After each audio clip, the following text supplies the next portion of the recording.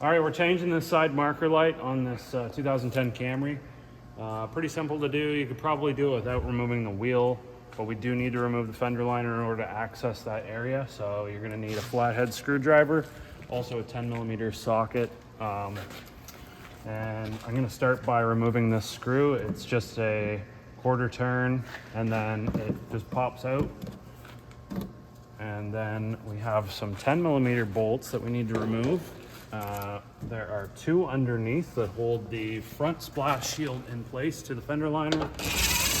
There and here. And then there's most likely a strip of plastic that runs along here.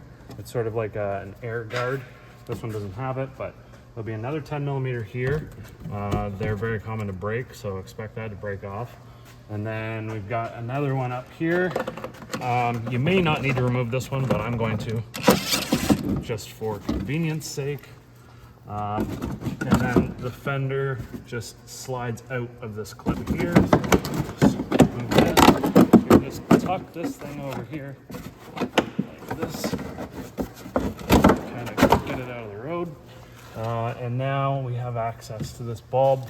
You can see it's right here. Nope, sorry, that's the turn signal. It is somewhere and I can't see anything. Okay, so we can just turn this socket to the left or counterclockwise.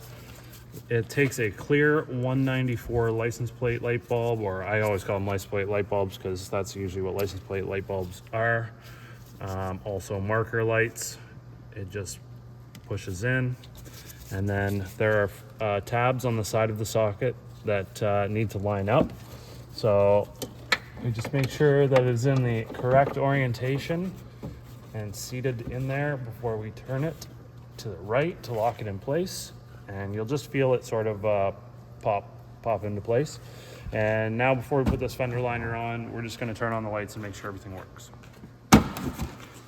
Grab all of our rusty screws, put those back in.